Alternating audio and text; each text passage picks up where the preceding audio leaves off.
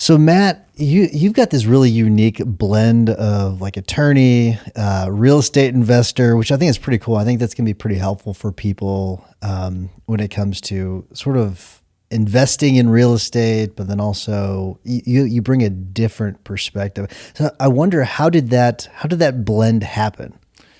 Sort of by accident. I would say I accidentally went to law school, and I've always been business minded, is the way I would put it. So back in college, I was doing entrepreneurial things, doing multi-level marketing and dabbling in different business ideas, figuring things out. And I really just went to law school because I didn't know what else to do, to be honest. So I'm very curious. Okay, so let's get into some of the multi-level marketing stuff, because I've actually dabbled in some of that stuff too. Because I was very interested in the whole. I still am, the whole idea of that business model. It's funny because it's one of those things that it actually does work if everyone works it. That's an interesting thing. So what are some of the ones that you dabbled in? Because I'm very interested. Yeah. Well, even before then, I was always into stuff like that as a kid. I'd buy, and I went to the store when they were selling like Nintendo GameCubes. Yeah. Bought a bunch of them with my friends and then resold them and did stuff, door-to-door sales when I was a kid. And so for me, it was just a thing to try to figure out. And it was called Monavie. So it was like this juice. Yeah, okay. I haven't heard of that one before. And I had family that was really into it. And it didn't work that well for me. I got some momentum and then kind of fizzled out for various reasons. But it was a really good learning experience to be in a young adult, reaching out to people I knew, getting some rejection, some acceptance, and just sort of figuring it out from like a sales perspective, I would say. One thing that I did was, it's not as effective anymore, but early on, and I did this in law school to make extra money, is I would go around to like Goodwills and things like that and go and find books. And I would go and I would search on my phone, okay, which books are good books to sell? Because some of the books are worth like 50 cents, but some were like worth like $30 and they were selling them for like $1 at Goodwill. So I'd go around and I would just buy a stack of books for like $8 and then just go back and sell them. I get to the point where I was finding on Facebook Marketplace and Craigslist these big lots of books for like $10 and just reselling it. And so I had these massive bookshelves. I had a massive inventory, but it is one of those things where it's there are little bitty creative ways of making extra money that if you just look at it a different way. And I wonder, so taking that approach that you've had, how has that benefited you in the law firm, but then also like real estate investing? Well, the other thing that segued into poker. So I was so after that, I got really deep into poker to the extent where my grades started to suffer. Like, oh no, my buddy here in town, he jokes and tells people how we'd be in our mythology class and I'd be playing 4 screens of poker. Oh my gosh! During the middle of class. So like it took a lot of twists and turns, but it's been really helpful. From the law side, I think a lot of lawyers don't have a focus on profit and growth and the entrepreneurial side of owning a business, and they're more focused on serving clients, which obviously is a great thing to focus on. Yeah. But I think I've always thought about things in that way naturally, and also from a time efficiency standpoint. Like I'm always trying to figure out how to get the most bang for my buck with regard to time. Yeah. So I'm constantly thinking about how to be more efficient. Is this the best use of my time, or is that the best use of my time? And leverage. How do I leverage people, opportunities? Like your example, how do I leverage the fact that they're selling these books for $1 when they're going for $30? Right. My mind has kind of developed that way. What are some creative ways in the law firm that you've identified that you can do that? Well, the biggest thing for me is my journey with law. It went from learning the craft to figuring out how to spend as little of my time actually practicing as possible, to be honest with you. Sure. And so early on, I realized I was going to have to quit my job. But before I did that, I was doing real estate deals. I started a title company. I was creating other sources of cash flow and income to where I wasn't 100% dependent on the law. So I went from creating other sources of cash flow to trying to figure out, okay, how do I build up this law firm where I'm not the one grinding every day like the solo law practice attorney you see who does that for 50 years and they do well and they make good money and they probably enjoy it a lot more than I did. But that's not what I wanted. I wanted the law firm to be a business that I could eventually get out of the day-to-day. So why the law firm? Why go to law school? I'm curious because you're doing these other things, and I wonder why law school. You know, when I was in college, I was very into reading biographies and autobiographies, and it was really interesting, the lawyer side of things. I started to notice how lawyers were very influential in various aspects of how the world developed, and then in business.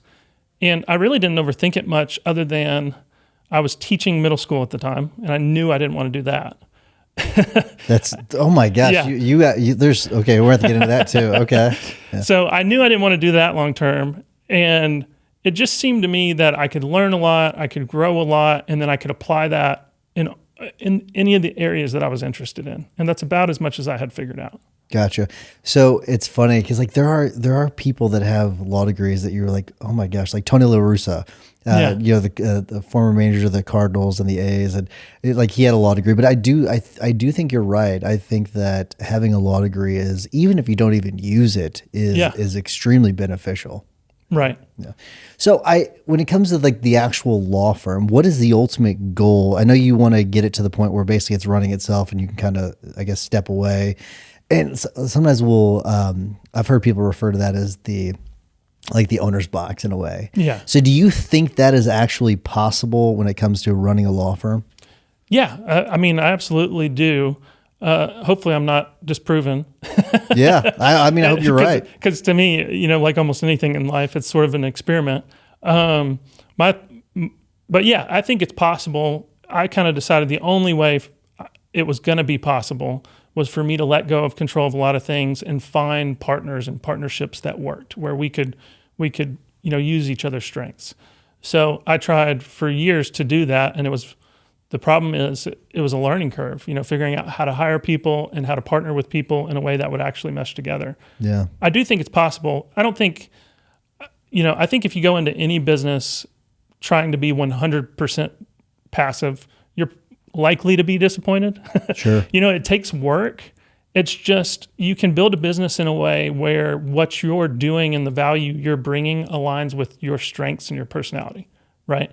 So I'm never going to be maybe 100% out of the law firm, but perhaps my value can be generated from business development and relationships and some marketing and some strategy. So I'll always be there working in some way, but maybe not writing a brief or going to court necessarily. How did you find the right partner or partners for that? Because what's interesting is I've seen, we've been doing this podcast since 2016, and I see sometimes there's resentment, where you've got the partner that's in there doing things all the time, or partners, and then maybe you have this partner that's sort of on the outside that has had a significant role in growing the firm, but you've got this growing resentment because they're inside, you're outside. So how did you find the right partner or partners for that? Well, a lot of trial and error. I've worked with various people, and for various different reasons, things didn't work out. Sometimes it was an ego-related thing. Sometimes it was just, more often it was just not understanding fit, that certain people are just naturally inclined towards certain ways of doing business or certain roles, right? Mm-hmm. So, for example, I had a guy, he's a phenomenal guy. We're still great friends. And, we said, yeah, let's do this partnership thing. But come to find out, it's just not really what he actually wanted long term. And he sort of had to figure that out for himself. My partner now, I think I've learned a lot, and I understood what I needed, which was rare. I needed somebody who really wanted to lead and run a law firm. But I also needed somebody who didn't have too big of an ego or didn't have certain issues that would prevent her from understanding what we were trying to create and from not understanding the value I could provide. So that's the conversation we try to have a lot. It's not as much about who is billing how many hours. It's about how am I adding value, right? And so that's the focus that we try to emphasize. So let's say I hire you, you come in, I want you to be my consultant, right? And sure. I want to bring in a partner. What sorts of things am I going to look at to determine whether or not a partner is the right fit? Well, one of the things, and this applies to hiring, that I've learned a lot over the last 5-10 years, mostly just, I was hiring people. I had no idea what I was doing. It started with the title company because I was running the title company on the side of the law practice. They were two separate companies. So I had to staff up the title company. And I swear pretty much almost everybody I hired for the first several years was the wrong person.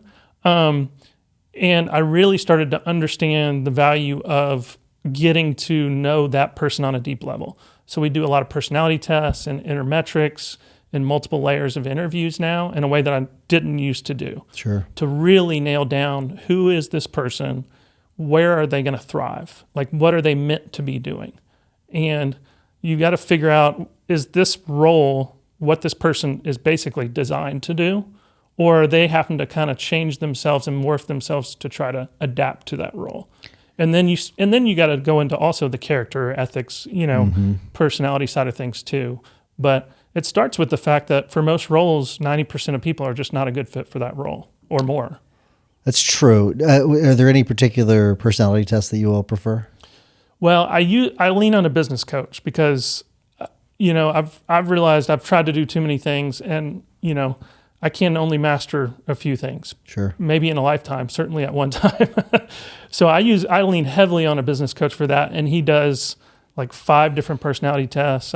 Wow. In one, it's kind of like a grouped up testing he does. I know Wow. one's the DISC test. Yeah. I think one's like an intermetrics test, but there's several. There are so many tests at this point. Do you hire more for experience or more for the fit, I guess? And it's one of those things where, like, when we look at people, we're looking at whether or not they're a peep. So, whether they got passion, energy, ability to energize other people, whether they can execute on tasks, whether or not they have edge. So there's all those mean different things. But I wonder, is there a certain person that you're looking for that you will then fit to that role, or are you looking for more of someone that has that experience that you can put into that role? Yeah, and just to be clear, I definitely don't think I'm a hiring expert. I've made just enough mistakes to maybe help people, not make some of the same ones. I used to just try to find the person with the experience who it's like, what are they doing? How confident am I that they can do that well? And that's kind of all I kind of thought. And then I started to realize that most of the problems I was having had nothing to do with knowledge, So, it depends on the role. Like, if you're going to hire a partner at a litigation law firm, they probably need to have some experience, and you can see that they know how to do the job because you can't necessarily hold their hand on everything. But for most roles, I think the character, the culture fit, and those other aspects are more important than the experience, because anybody can learn a skill or a knowledge base, but sometimes only a small percentage of people can actually do what you're trying to fill on the business side of things. I agree with you. I think the mistake a lot of people make is they hire for experience. And experience is important in many roles, but to me, it's the fit, the person, the actual person themselves. Absolutely. And to me, like, the most important trait is, like, can they figure it out? You know what I mean? Like, can you? Because if you can figure it out, you can get the experience. Some people just cannot figure it out. And that to me is one of the most frustrating parts, because you think that you find someone that can figure it out because you put them through all these assessments and everything else. And if they can't just figure it out, it just drives me nuts. And that's hard. In the interviewing process, sometimes that's tough. You can do all the personality tests in the world, but until you're actually working alongside of somebody, sometimes it's really hard to know what they're going to be like to work with. So tell me about the real estate investing. I want to shift gears to that because I think that part's really, really important. Yeah, so it starts with my wife, actually. So I met her in law school, and she had this crazy idea. We were dating. She wanted to buy this house, and I thought she was a little bit nuts. Her mom thought she was really nuts. And we get the inspection report back, and it's super long, and she's like, I want to do this. So we move in, we kind of flip it ourselves. Oh, nice. And that was my first experience. And at the time, I had been looking at, like, stocks and investing things, and nothing really caught me, to be honest. Stocks seemed pretty boring to me, to be honest with you. And I started listening to podcasts and reading books about real estate investing, and I was hooked, mostly because of the leverage side. Yeah. You know, when you talked about the dollar book to 30, I'm listening to these stories of people who are buying houses for $0 and seller financing and doing all these creative things. Now the risk is a little bit higher when it comes to houses compared to books, but of course, just the concept is the same. Yeah. Well, me and my buddy, I have a poker buddy who also transitioned into real estate, and we basically joke with each other that all we're doing is playing poker with different chips.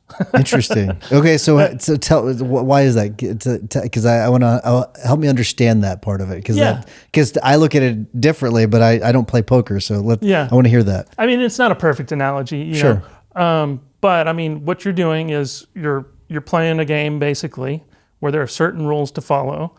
But mostly it's a game about people, right? And in poker, if you're going to do well, what you're doing is you're looking for opportunities where there's value, where there's a discrepancy in value, basically, right? So I know the odds and I know the bet, and if I make this move, I have, you know, asymmetrical upside to get a reward. And that's really what you're doing in poker and in real estate is you're taking advantages of opportunities that people don't see to create value in the marketplace. It's interesting. Do you think you could take that same concept and use that to apply that to buying law firms? Absolutely. So, you know, I'm trying not to get ahead of myself, but one opportunity I see in the future is I think we've got a long runway. We want to grow revenue and you know, I like to focus on one thing at a time when I can, but you can absolutely do that. And I've got a lot of colleagues, friends who they buy businesses, most of them not law firms, for a living, and they're looking for personnel upside. Oh, if I bring in this person, I can add value to the business. Or if I add this market, I can, you know, so I absolutely think you can do it with business acquisition. I hear a lot of people talk about how you should really, as a law firm owner, go buy a building and then essentially lease that back to yourself. Do you have any thoughts on that? Well, I have done that before. Okay, let's hear about that. I think, so it's a double-edged sword. For me, I learned how to invest in real estate first, and then I did it. I have people reach out to me sometimes for advice on this exact topic, but a lot of times, if they have no real estate experience, real estate really, from my point of view, starts with making sure you get a good deal on the front end.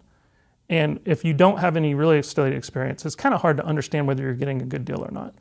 So with that caveat, you know, if you can get a decent deal on real estate, it can be amazing because you can buy the building in a separate entity, you can lease it to your law firm company, probably at a premium. You get to convert, from a tax perspective, you can convert active income to passive income because now you're taking some of your income and you're sending it to an LLC that you still own, for example, but now that's passive income that's taxed differently than ordinary income. And you get to be in control of your building. You're taking that money you would have paid in rent anyways, and you're using it to pay down debt. Okay, so there's a couple things I want to cover there. Sure. It's the passive versus active income. We'll start with that, and then after that, I want to get into what actually when you're looking at getting a deal on real estate, what does that look like? So Sure. Let's passive versus active. Talk about that. Yeah, and I go to my CPA for all this stuff. I refuse to give people tax advice. Well, yes, yeah, but my understanding from what I've done is basically, there's a few different layers to it. So right now with the bonus depreciation, for example, if I go out and I buy $1 million office, and we're looking for this because right now our law firm is renting. If I go buy $1 million building, for example, I can do a bonus depreciation through cost segregation and probably write off about $300,000 of income. Right off the bat. Immediately. Boom. So it's, October. If I close on a building in December, the timing might be off. If I can get the cost segregation done and in order to apply it for this year, then I can offset $300,000 of my active income. Wow. Through bonus depreciation. So that's huge, obviously. Then on top of that, let's say I'm paying $5,000 of rent where I'm currently at. Well, if I up the rent to $7,000, that's an extra $25,000 that goes, comes out of my income. Yeah. That's not taxed anymore. Then on top of that, the $60,000 in that scenario that I was paying towards the landlord is going to pay down debt, which I've borrowed maybe at 5%. So I'm borrowing money at 5%. I'm paying down the debt with something that was already an expense. I'm getting a bonus depreciation. I own the building, so hopefully I'm getting appreciation. And if it's a good deal, I'm probably getting cash flow too. So, and on top of that, the biggest risk of owning a commercial building is your tenant leaving. Well, that's a little bit less risky when you're the tenant, if you've got a decent law firm. So you've taken away the majority of the risk, not all risk, because there's no guarantee that your firm's going to succeed forever. But you have a lot of control over that, which is kind of nice. Yeah. All right. So what then makes a good deal? So if you're looking, let's say you are, take you out of the scenario. Let's say you're just an average law firm owner. They're going to go look, they want to buy some sort of office suite or a building so that they can lease it back to their firm. What are they looking for? Well, it's going to be really dependent on the person. Somebody who's really focused on the law firm and they believe they're going to grow the law firm and that's where their revenue is going to come from. They're not trying to be a real estate investor, Sure. Then probably there needs to be a little bit more focus on how does the building encourage their business plan for their law firm, right? So in that sort of a scenario, maybe it's not as important to get a screaming deal on the building. Maybe it's more important that the building serves the business. But the biggest thing is, I was talking to a dentist not long ago who was trying to buy their building. Spend time talking to commercial brokers. He almost bought a building and started talking to some brokers and realized I'm going to way overpay for this thing. Yeah. And I've got a right of refusal on the building anyways, So really just start to lean on experts is what I would say to understand values. Gotcha. Yeah. Would it make sense to buy a building, maybe overpay for it? Are the benefits so great that maybe you overpay for a building, but the benefits are so great that when you get to lease it back to your firm, that it would still make sense? In some scenarios, that could wash out to be reasonable. I wouldn't recommend it because there's never a reason you have to overpay for a building. There's always a building that you can buy that's below market value, much less at market value. Yeah. The only scenario that maybe I would encourage it potentially is like if you're leasing a building long term, you want to be there, you're willing to pay a little bit of a premium because that building helps your business so much, and you can offset that with some of the benefits we've talked about. So it could be reasonable to do that in some situations. I have sort of an in the weeds question. Okay. All right. If you want to make improvements to the building, okay. So, because I know that whenever we've negotiated leases, we're negotiate where they'll pay for the, certain improvements, and usually I usually get a better deal if I do a longer term on the lease or whatever. Mm-hmm. Who pays for that? Is it something that the real estate part of the company, the real estate company would pay for those, or is that something that the law firm would pay for? Which one's a better idea? If you own both? If you own both. If you own both, it's probably the best idea for the law firm to pay for it because you can just immediately cut that out of your income. Now, it negatively affects bankability and things. You're going to show less income. Sure. Right? Less profit. Right. So if that's important for you for that year, that could be a consideration. But generally, you're going to pay less taxes if you as a law firm pay for a bunch of things. Now your profit goes down. So that's, to me, that sounded right. That logically that sounded correct, but I wasn't, because sometimes there's things like that you would know because you're on the real estate side that I wouldn't know. I've already learned a lot from you on some of the few things. So that's awesome. What are some of the other little things that if you're thinking about, I wouldn't say tinkering, you're thinking about investing in some sort of a building or a suite that the average person just wouldn't know? Things that I would know. Well, you know what? One of the biggest things that I've leveraged is financing. I don't think a lot of people understand the financing side of things. And I remember hearing the saying back in the day, somebody say, sellers sometimes can be unreasonable. A lot of times they're unreasonable with prices. Sure. And the seller was asking for $1 million and it was probably worth $700,000 or something. It's a little bit of a difference. And he's like, I'll give you $1 million. I'll give you $1 a day for 1 million days. And the point is, people fixate on price, But if you understand the nuances of financing, what you can realize is there's a lot of things you can tinker with to create value. Another buddy of mine calls it debt equity. So, normal equity would be you bought a building for $500,000 and it was worth $700,000 and you have $200,000 of equity. Debt equity might be you bought the building for $700,000. It was worth $700,000, but you got a 30-year loan with 0% interest. Technically, you don't have any normal equity, Right. but you have a tremendous amount of upside and value there. So that's the biggest thing I've learned is seller financing, creative financing, figuring out ways to create value there. And it's a really amazing tool, especially in a debt fluctuating market like this, because you can buy things that other people can't buy at prices they can't pay. Right. I see people like, I think Grant Cardone said this. So I don't want to fully attribute this to him, but I think he has said that he rents his house. He doesn't buy he doesn't own the house. Why? Tell me how that makes sense. Does it make sense? I think he even uses stronger language than that. I think he calls people idiots for buying. So does that make any logical sense to you? I think for some people, you got to be careful. Like one thing I learned was I love learning from other people, but you got to be careful not to take too much from somebody that doesn't apply to you. Sure. It's like the way I approach it is I can learn from anybody, but I probably, if, for me, I'm a family person. I probably don't want to study somebody who's a billionaire who, whose family is in shambles. Sure. At least not on the family part. Yeah, that's true. So for Grant, I think he's in such a crazy position with his huge funds and that it probably makes more sense for him to rent. But for the average person, most millionaires, the bulk of their wealth comes from their home.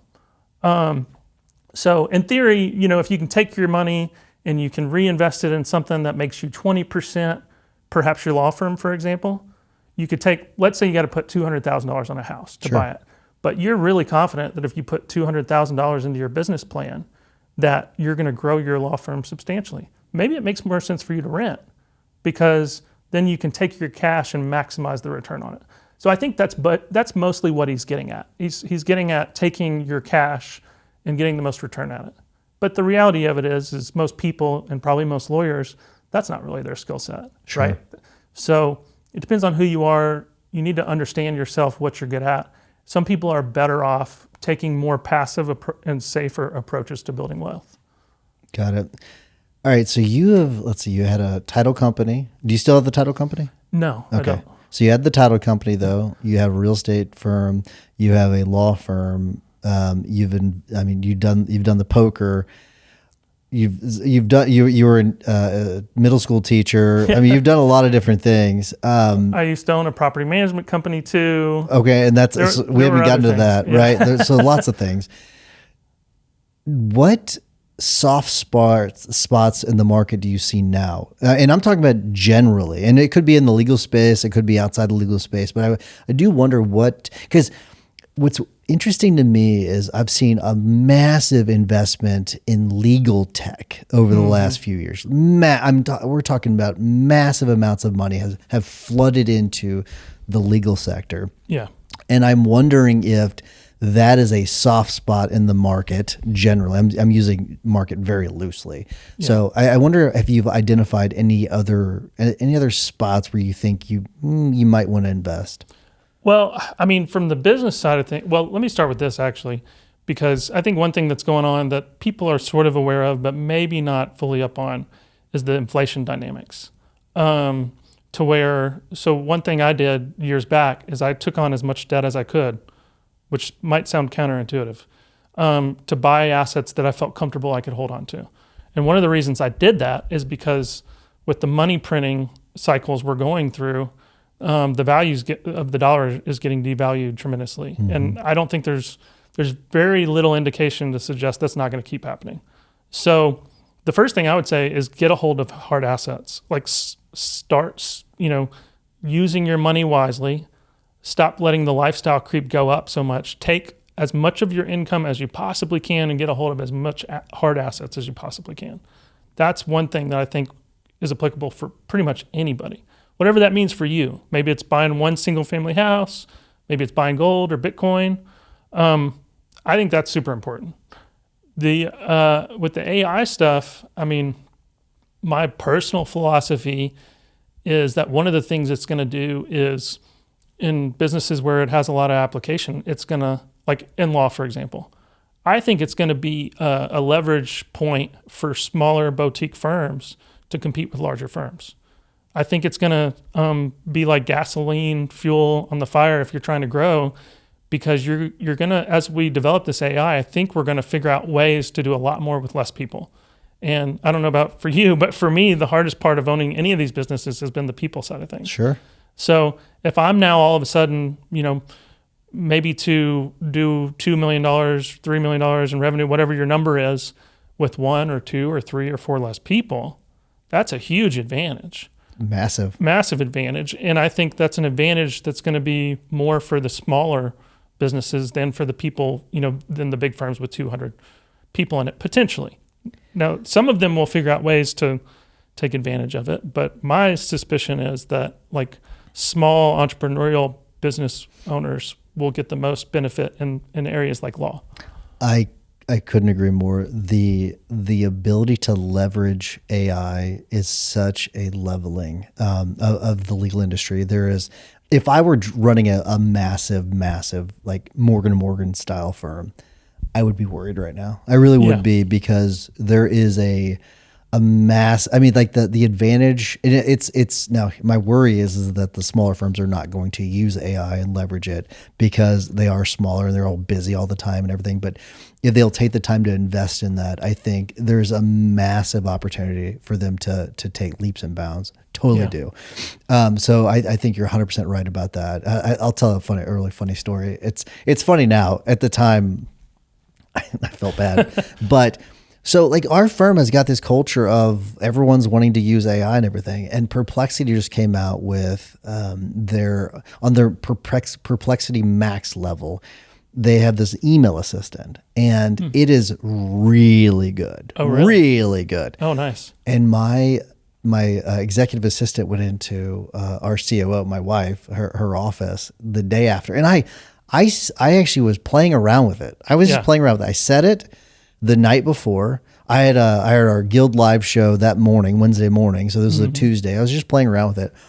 And as I was doing the show, she went into Amy's office and was crying. She's like, "Am I getting replaced?" Oh, wow. And our whole view on it is we're not replacing our humans, our current humans. It doesn't mean and we are actually still actively hiring, but it's one of those things where we're just turning into more of we've always been a tech firm, but now we're more of a customer service based, right? So everything's more shifting. We're pushing everything into customer service. So it's kind of funny now. At the time, I felt bad for her, but we explained to her, no, you're not getting replaced. You are all these mundane things that you're doing in the email inbox. You're no longer going to have to do. So I think that's great. You said something else though. I want to come back to. You said lifestyle creep. Yeah, I think that is such a valuable point. But sometimes you see that in law firms too. Oh yeah, absolutely. So how do you prevent the quote unquote lifestyle creep from happening inside the law firm?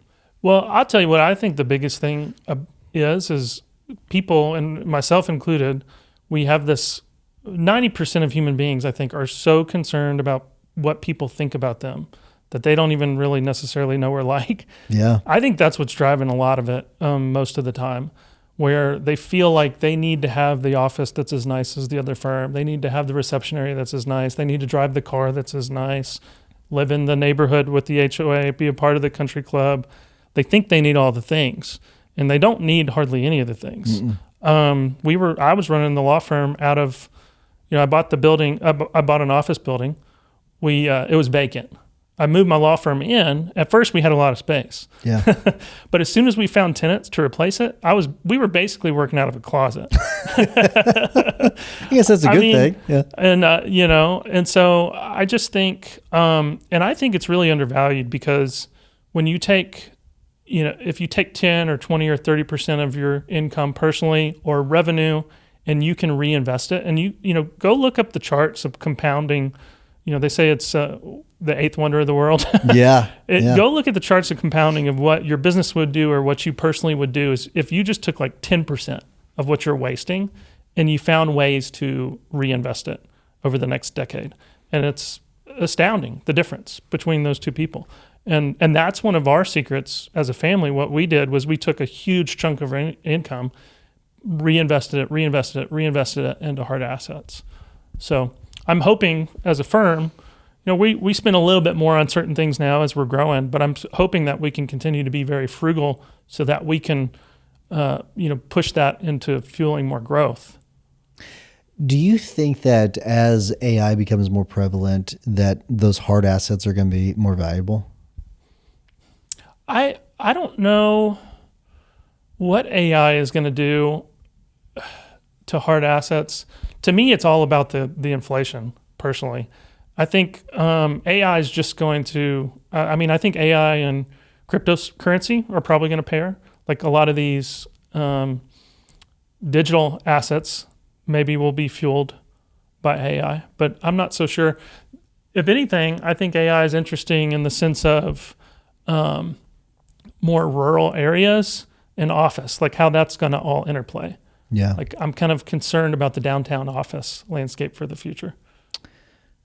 Yeah, I've worried about that since 2020. I think that's one of those things where, and it's one of those things where it seems like there's like this internal fight where, a lot of businesses, they feel it's like that. It's almost like what you're talking about, where like they feel like they want to have that office because some other people have that office, but then there's other people like, no, I don't really need it's like this internal fight. Mm-hmm. And the reality is that you really don't need it. I think you're right. You really don't need it. It's not necessary, but I wonder, how long do you think that's going to happen? Like how there's this, then by internal, I mean, like as an industry, but also like as the owner, like, it's not, like they have like this internal fight. Do I need this? Do I not need this?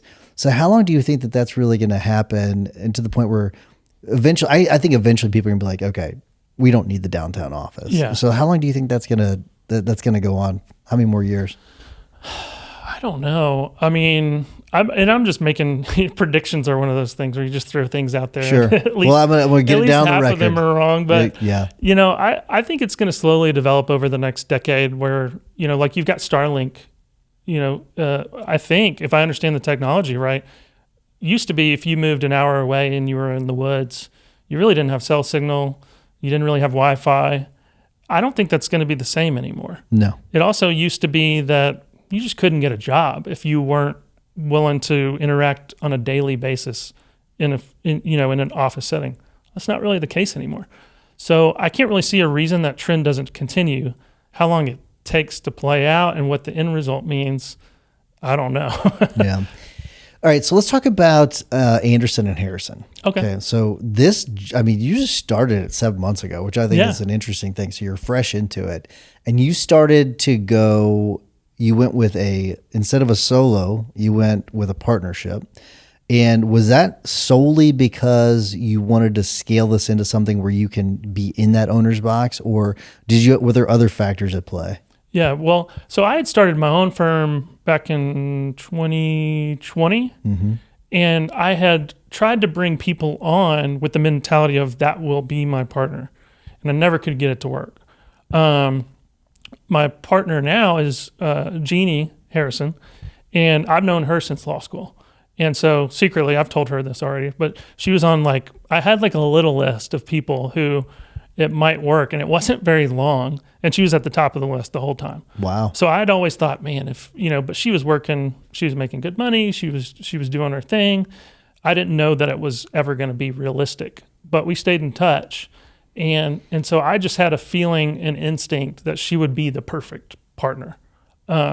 So that's kind of how it played out. Is there were several years of me trying to find somebody, learning the things we talked about earlier, and it just never working out. And I'm pretty optimistic that this is going to work well. Who initiated that conversation?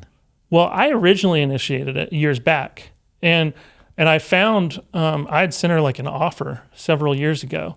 That was kind of like what I do with real estate, where you send an offer and you're like, there's no way this is going to get accepted. Yeah.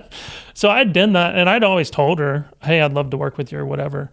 And I think she got to a point in her life where it made sense for her. And then she reached out to me. Very cool. And so she was working for someone, you were running your own firm. What was it like once you all started, when you partnered? I'd imagine she had her way of doing things, you had your way of doing things. So what was it like melding those two together? Yeah. I mean, so, like they use the saying, hire fast or hire slow, fire fast, right? And I think part of the reason for that is, at least in my experience, usually like sometimes even the first day, but definitely the first week, 2 weeks, months, you kind of know. Like if you're aware and you're willing to look at it objectively, you kind of know, is this working the way I hoped it would or not? And I haven't done very well of hiring in the past or finding partners in the past. So I'd never had the experience to where you come into the office, you're working with somebody and you're like, wow, this is going great. Like, this is awesome. And that's what the experience with Jeannie has been like. It's been like, she comes in, she's, and another way I've heard it say is when you add somebody, it's the person needs to raise the bar. So every time you add a person, they need to raise the bar of what that business is like. And for me, that's what she did. So there's been some things. I mean, I probably have an unconventional way of doing a lot of things. But I'm not attached to the way of doing things necessarily. So it's been pretty fluid. I've had some instances where it's been hard to let go of control of some things. There's been some instances where we do things differently, but mostly it's worked really well. That's a great segue, because I wanted to ask you about this. What did you have to change to make sure that this was going to be a successful partnership? So this is going to sound weird, but I think that a lot of business owners would do a lot better if they went to therapy. Okay. let's get into this. All right. And why is because like what I think I've realized is that your business usually stops at wherever your personal development is. Especially when you're at the top of a business or you're co-leading a business. Sure. Typically, whatever the business is capable of is going to stop somewhere, and that place is oftentimes reflective of the personal development of the leader. And I kept getting in my own way for various reasons. So, for example, I would work with people or hire people and not be comfortable leading them, right, or holding them accountable. For example, I also had issues with, I probably overemphasized the client relationship things. That might sound weird, but I was so worried about making the clients happy and keeping them happy that it wasn't always aligned with the incentives of the business. I also was kind of concerned about what other people thought of me, right? I didn't want to put myself out there, didn't want to get on social media, didn't want to create a brand, kind of stayed quiet. And so for years, we only had word of mouth referrals, and that's changing. So I say that to say that, like, you need to look at yourself, like, what are your fears? What are your worries? Like, what are the things that are holding back your mindset around what can and should be done with the business? You said the thing about the clients and keeping the clients happy. What's more important than keeping the clients happy? Well, as a business owner, I think what's more important than keeping the clients happy is having a functional business in that your people are taken care of, right? So, for example, if you have a client who pays you a lot of money, but they berate your partner or your receptionist, then sometimes, a lot of business owners will say, I can't fire this client. They're 10% of my revenue. That works short term, but it doesn't work long term. Sometimes decisions have to be made that don't take care of every client. I do agree with you. So whenever I asked that question, it wasn't challenging you. I almost have always sided with my employees whenever a client is unhappy about something. This is a really heavy caveat. Yeah. As long as we have done everything right. Right. Now, if we have done something wrong, we take ownership over it, and but what I don't do is I don't go and berate our employee over it, because we encourage mistakes. It was one of those things where we encourage. I know people are going to screw up something. It's just a life thing, right? But it's an interesting thing, because we also focus on A players, hiring like top talent. And you're talking about raising the bar. I really like that. How every time you hire someone, you should raise the bar. But what we don't do is we don't berate our people. We just, we talk about it. Okay, it's a lesson. But if it's something where a client is being unreasonable, I will almost always well, if the client's being unreasonable, I will always sit with our employees, because I do think that that's important, because like how destructive it could be. We had an employee that would take the other approach. It was an attorney, and he would try to talk down to the employees just because the case was big. And we're like, no, that's not how this works, because it has a really, really bad effect on the employees, which then are the ones talking to the clients that have a negative effect on the clients. So I think that is such an important point, really important.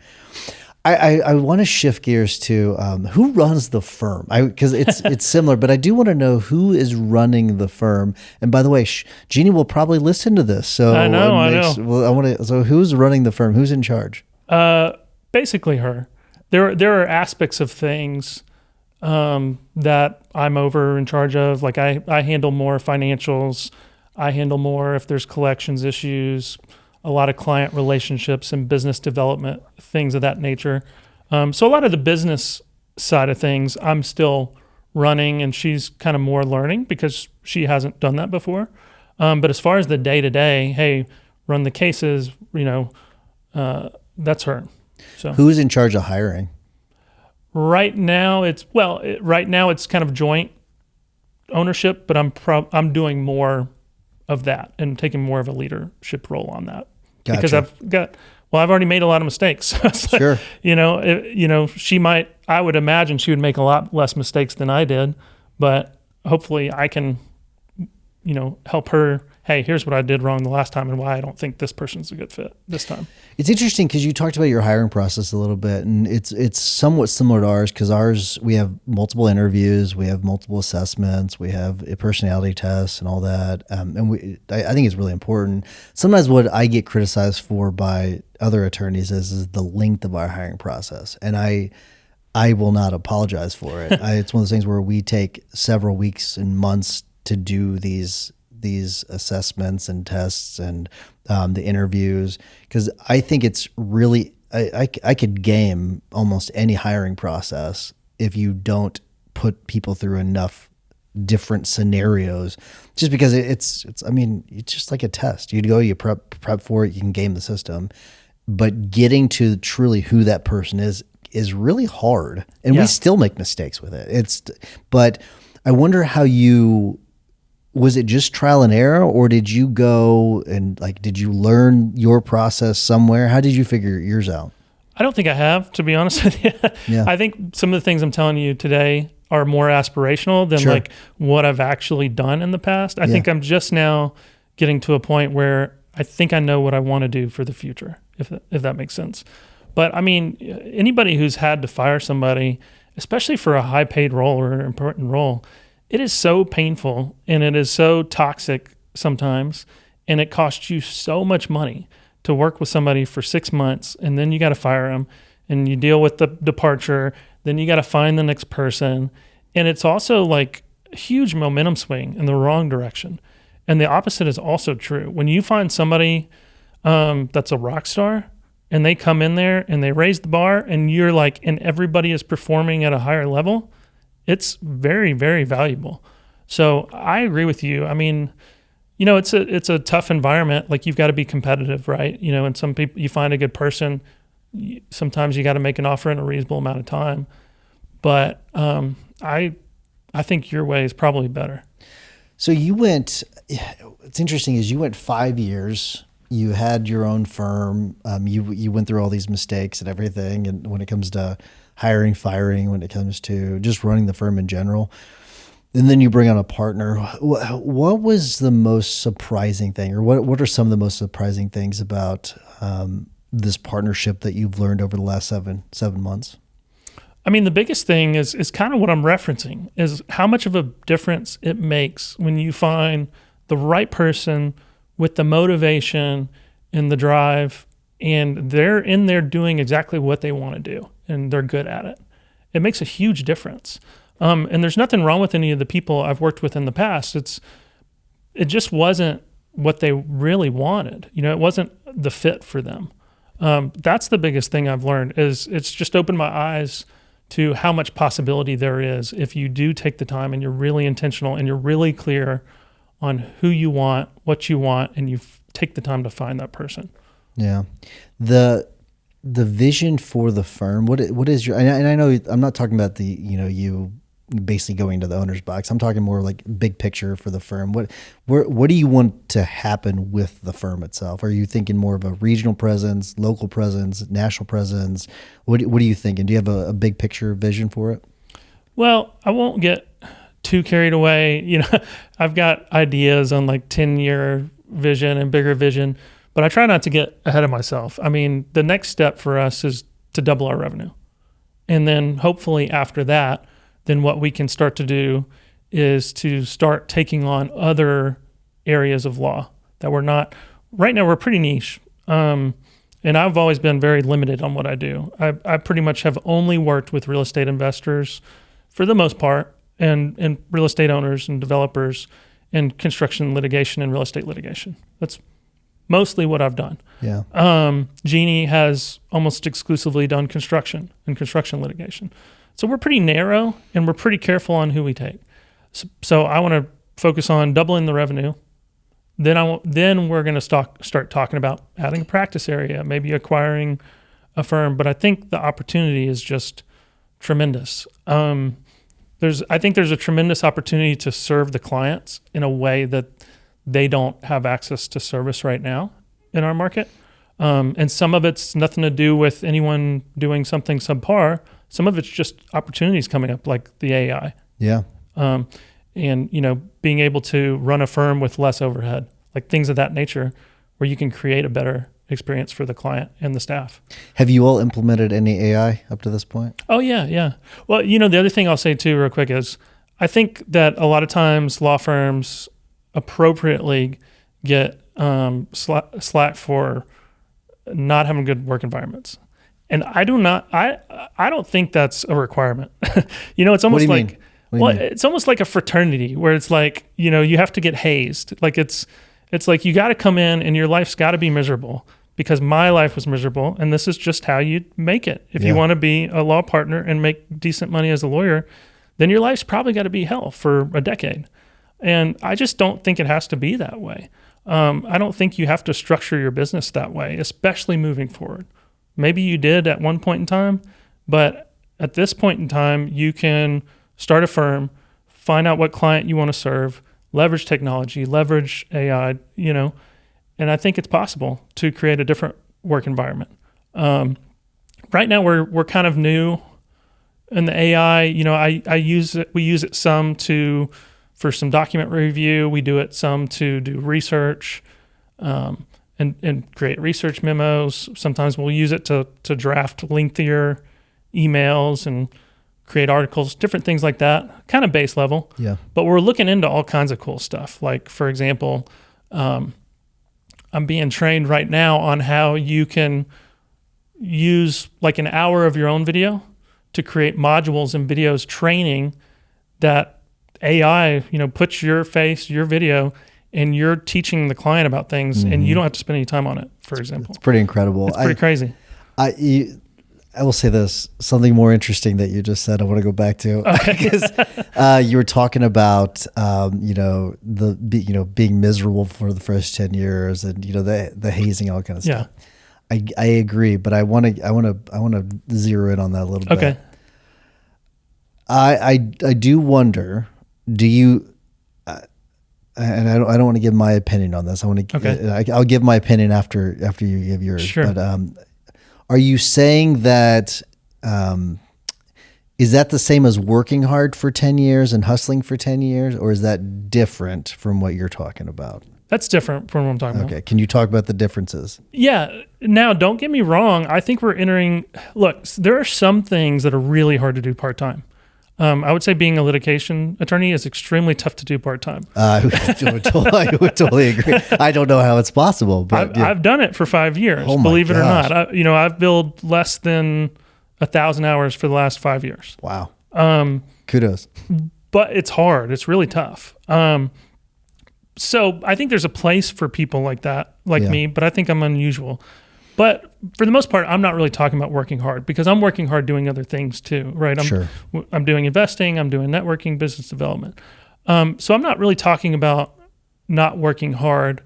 I'm just talking about working hard to work hard for hard's sake, or in order to really squeeze the most juice out of everybody to get as much profit to the top of the law firm pyramid as possible. It's more of a cultural mentality thing than about how hard somebody works. I think there's always going to be a place for somebody who wants to come in and bill a lot of hours and is a really hard worker. And I think it's really always going to be very hard for someone to find their place if they're not a hard worker. How important do you think to success is working hard? So how do you think that, because the reason I'm asking this is you have a lot of different companies, and it really sometimes law firm owners talk about this lifestyle firm and how, but they claim you can become successful working part-time, not really working hard. That's the sell is you don't really have to work hard, you don't really have to hustle to become successful. And I wonder what your thoughts are on that. Yeah, I think and I'm trying to think, I know probably I'm in a lot of networking groups and stuff like that. I know probably 500 multimillionaires by first name, kind of know a little bit of their story or whatever. Sure. And I would say I can only think of a couple who were not hard workers first before they figured out how to work smart. So that's kind of the way I think about it, is you got to work hard before you learn how to work smart. And I think you always, if you want to keep growing and building wealth or building a business, you always have to be willing to work hard. Now, there are people I know, business owners, who are out of the day-to-day and they don't know what to do next. Yeah. But they've got a track record. They've got a history where if something hits the fan, something goes wrong, somebody leaves, they're willing to get their hands dirty and work very hard to fix it. I think that's the mistake in the mentality. Is I don't think there's anything wrong with the aspiration of I want to create a really freedom-oriented lifestyle and I want to work less one day. That's my goal. Or I want to create passive income. But if you think you're going to get there without working hard, you're probably not right. Right. No, and I agree with you. It's one of those things where I get frustrated whenever I see people selling, the success with the not working hard, because those don't go together. And because what you see is, I've seen this way too many times. You have the frustrated then law firm owner that says, "Well, I've been doing these things and I've got this freedom, but I'm not making any money." Yeah. Because it's one of those things where like they've got this freedom because the freedom is that they're not working. They're going and doing these other things. But in the reality is, I think that you can, if you do a lot of the front end hard work, right, you can then set up all these processes and everything where you can then on the back end, you don't have the hard work. But I think that if you, sure, you can have this sort of thing where you're not making a lot of money, everything's kind of just okay. You'll have a little bit of the freedom, but it's going to always be that level. It's never going to get better than that. That's as high as you're going to go, and you're not going to get any better. But if you do put in that hard work, and the word hustle has gotten such a bad name, hustle culture. Yeah. And that's the part that you're talking about, I think. It's you shouldn't have the hustle culture, but you should still work hard. You should encourage people to work hard. Otherwise, you're not going to have that success that you're really ultimately wanting. You're just not going to. It's just the reality, unless you get lucky. Well, and you see people, it can be done. People win the lottery too. But I also think that if you don't earn something, it doesn't end up being as great as you expected, is typically how it tends to play out. But, like I bought a building at one point and it was like an easy project and it ended up creating $50,000 of cash flow a year. Yeah. And I'm like, wow, that was easy. And somebody who saw that, they're like, wow, that's amazing. And like, I wish that was me, sort of thing. But what they didn't see was, as a baby lawyer, me working full time, taking investor calls while we're flipping our own house that we're living in, while we're driving down an hour away to renovate ourselves small multifamily houses, and how over 10 years I figured out how to put myself in a place to be able to do a project like that. And when I bought it, I had, this contractor relationship of 10 years, this commercial broker relationship of 10 years, the people who could help me that I'd built relationships over a decade. So that was a lot of intentionality and hard work to get me in the place to have the opportunity to not work hard for that money. 10-year overnight success. Yeah, exactly. Yeah. What's harder, real estate or the law? Oh, the law. It's way harder. Why? I don't, that's a good question. It's just, it takes a lot more technical expertise and a lot more EQ.